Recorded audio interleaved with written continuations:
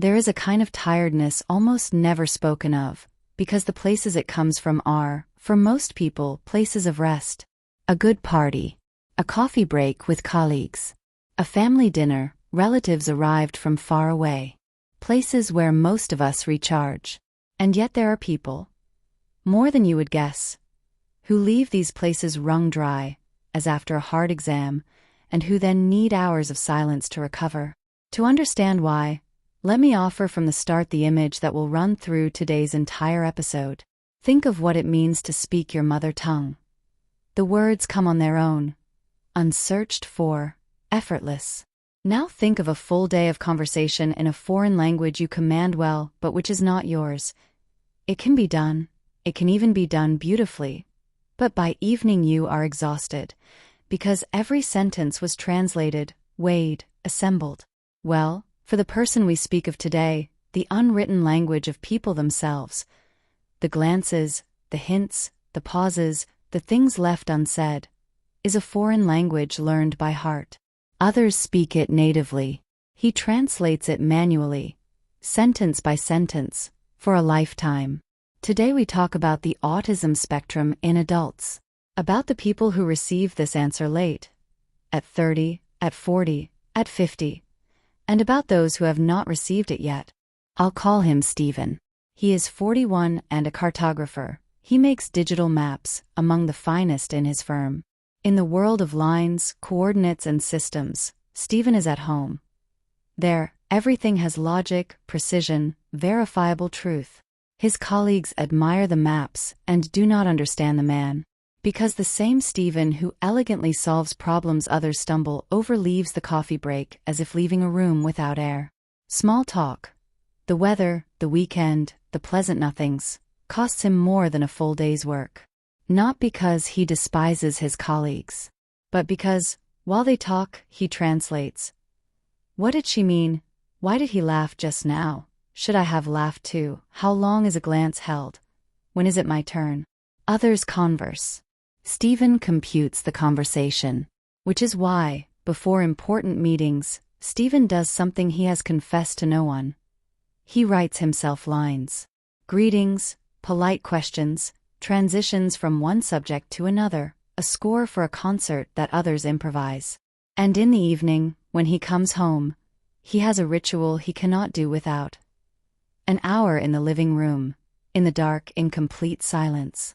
Not sadness, emptying, like a diver surfacing, who must equalize the pressure.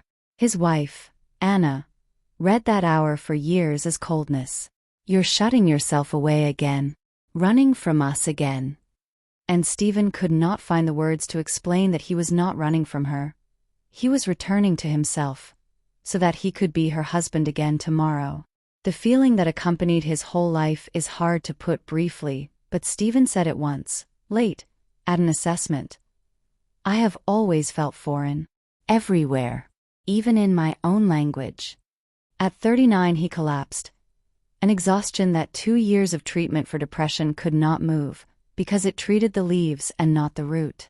And at 41, after a thorough evaluation, Stephen received one word for his entire life: the autism spectrum. His first reaction was a long silence. His second, and it has stayed with me, was, so it wasn't coldness. It was another language. Let us set things on their proper foundation. The autism spectrum is a neurodevelopmental condition, the same category as the ADHD of our last episode, and just as far from the personality disorders. It is not acquired through wounds, it does not come from a wrong childhood, it is no one's fault. You are born with this kind of brain, its hereditary component is among the strongest known, and the signs exist from childhood. Even if, in many, they become visible only when life's demands outgrow the power to compensate. Hold on to that sentence, for it is the key to late diagnosis. It did not appear at 40. It was always there. Only the bill for the compensating finally came due. What does it mean, concretely? 2 great territories. The first, social communication and interaction. The unwritten language we spoke of. What others read automatically. Tone, gaze, allusion, The joke left unfinished is processed here manually, with effort, like a translation. The second territory, less known to the public, the need for predictability and the sensory world. Routines that are not whims but anchors, for in an unpredictable social world, let at least the shape of the day be certain. Deep, intense interests, sometimes of astonishing erudition. Not hobbies, but territories of freedom where this mind soars. And a sensory apparatus calibrated differently at the factory. Lights that hurt, clothing labels that burn, background noises others do not even register, and which here drown out everything. Or, inversely, sensations sought with intensity, because they soothe. And now the word, spectrum, because nearly everyone misunderstands it. The spectrum is not a ruler running from a little autistic to very autistic. It is a profile, with several independent dimensions. The same person can be brilliant at their craft and overwhelmed in a noisy shop, can speak impeccably before 100 people on their subject and be left wordless over coffee with one, which is why the image from the films, the mathematical genius who looks no one in the eye, is a single point in an immense landscape. And one thing more, out of respect for those we speak of, many adults on this spectrum prefer to say, I am autistic, rather than I have autism, because it is not an illness one carries, like a suitcase, but a way of being, like the language one thinks in. A celebrated researcher, herself on the spectrum, found for all of this the formula no one has bettered.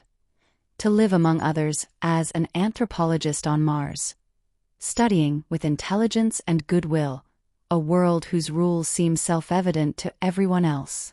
If the signs exist from childhood, the fair question is, how does a person pass 40 years unseen? The answer has a name, and that name may be the most important word of this episode. Masking. The intelligent, observant autistic person does, from early on, what any being who wishes to be accepted would do. They study. They study how people greet one another, how long a glance lasts, when one laughs, what one answers to, how are you? They learn by heart a language that is given to everyone else. They rehearse gestures in the mirror. They build, line by line, a mask of a person like everyone. And the mask, in the gifted, reaches an astonishing quality. Only the mask has two cruel properties. The first, it works so well that neither teachers nor doctors nor sometimes families see anything. And the research says it plainly. The greater the ability, the more perfect the masking, and the later the diagnosis. Precisely those who cope fly under the radar. The second property, it costs. Masking is not a skill acquired once and for all, like riding a bicycle. It is an active effort, renewed at every interaction, every day, for decades. And the bill for this effort has, in the research of recent years, a precise name. Autistic burnout. Not ordinary tiredness. A collapse. An exhaustion sleep does not cure. Abilities lost for a time, sometimes down to words themselves, senses suddenly turn to maximum. It arrives, typically, at the great transitions, a promotion, a child, a loss, when demands rise past what the mask could still cover. And here we must speak of women, because the story of masking is, in its most perfected and most costly form, a woman's story. Autistic girls are raised, like all girls, under heavier social expectations, to be warm, attentive, pleasing, so their mask is worked finer and earlier. Their intense interests are often acceptable. Horses, books, psychology, and alarm no one, as train timetables might. The result is documented and bitter. Women receive the diagnosis systematically later than men, most of them only in adulthood. And until then, exactly as in our last episode, the exhaustion beneath the mask receives other names. Anxiety, depression, and is treated, year after year, without anyone asking what keeps feeding them from below. If you saw the ADHD episode, you recognize the pattern. It is not a coincidence. It is the same mechanism of unseen suffering. Only the root differs. Since I have mentioned the last episode, let us clear up a frequent confusion and an even more frequent reality. Autism and ADHD are both neurodevelopmental conditions, both present from birth, both often diagnosed late. But their mechanisms differ. In ADHD, the weight falls on self-regulation. The conductor who gives no cues. Attention escapes, time melts, impulse runs ahead. In autism, the weight falls on processing the social world. The manual translation we speak of today, plus the need for predictability and a differently calibrated sensory system. Simplifying knowingly. One has trouble with the steering wheel of its own attention. The other, with deciphering people and with the noise of the world. And now the reality that surprises everyone. The two very often travel together. In a substantial share of autistic adults, in some studies, up toward half, ADHD is present as well. The community has even joined them in one word. ODHD. And their cohabitation in one person is a spectacle of contradictions hard to imagine from outside. One part of the brain demands routine, predictability, the same road to work. The other dies of boredom on that road and aches for the new. One part needs sensory quiet. The other seeks stimulation like air. This person lives with two compasses pointing in opposite directions, and until diagnosis, usually believes they are simply impossible, because they resemble neither the tidy description of autism nor that of ADHD. If you found yourself in fragments in both episodes and wholly in neither, remember this word. It may be yours. How, then, does one reach an answer? Assessing the autism spectrum in an adult is a work of patience, done by specialists trained specifically in autism. And I stress specifically, because a clinician without that training can entirely miss a well-crafted mask. A serious assessment reconstructs the story from the beginning. What childhood was like, how friendships formed, what the social effort looks like from within, how the world of the senses is lived. It is not done in 10 minutes, and it is not done with an internet quiz. Online tests can at most tell you the question deserves to be taken further. And a word for those who hesitate, because there is no one left to confirm the childhood. Modern assessment knows how to work that way too. With your memories, with the documents that exist, with what is visible now. And now, the part that sets this episode apart from nearly every other in the series.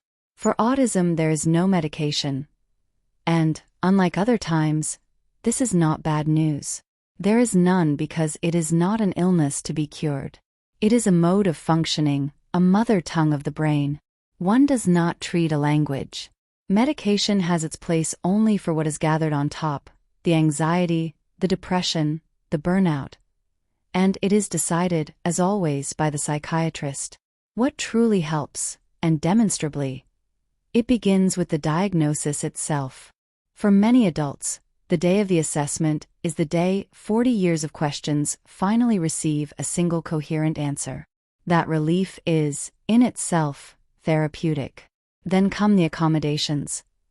And here lies the great reversal of perspective of recent decades. It is not the person who must be remodeled to fit the world at any cost. The environment, too, can be adjusted so that it stops wounding gratuitously. Headphones that soften the world's noise, a tool, not a shame. A schedule negotiated with less open plan and more deep work. Written communication where writing is the strong language. The evening hour of silence, not withdrawal, but engine maintenance, announced and respected in the family. Psychotherapy has its precise place, not to remove the autism. That is neither possible nor desirable, but for the anxiety and depression above it, with a therapist who knows autism. One who does not do harm with the best intentions, pushing toward more socializing a person who needs, in truth, less masking. And, perhaps most healing of all, the others. People who speak the same language. Autistic adults telling one another their lives and discovering, in each other, for the first time, that nothing needs translating. And now a few words for you alone. For the one who, watching this episode, felt I was describing something you have never been able to name. Perhaps your hour of silence. Perhaps your lines prepared in advance. Perhaps that foreignness without a country, carried everywhere, even in your own language. The first thing, and I say it without a shadow of pity, because pity would be an insult. You are not defective. You never were. You are a person who has spoken a second language all your life without knowing that your first language exists, and is just as legitimate. Everything you have built, career, family, friendships, you built translating in real time, day after day, without a dictionary, and without even knowing you were translating. That is not little. It is, looked at with the right eyes, a silent performance 40 years long. The second thing. Your tiredness is real and has the right to exist. You are not too sensitive, not difficult, not avoiding people. You simply pay, at every interaction, a price others do not pay. And the fact that the price is invisible does not make it smaller. You have a right to your pauses, your quiet, your own way of loving, which may not look like the films, but who decided the films were right? Anna, Stephen's wife, understood at last that her husband's hour of darkness was not a wall between them. It was the bridge on which he returned to her. From the day she understood that, the hour became theirs. The third thing, the practical one.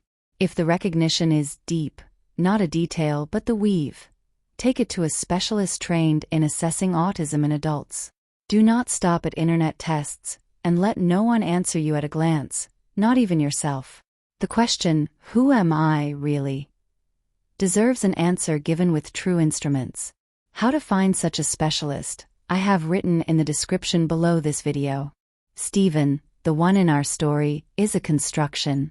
But the 41-year-old man who hears the diagnosis and says, after a long silence, so it wasn't coldness, it was another language, exists in his thousands.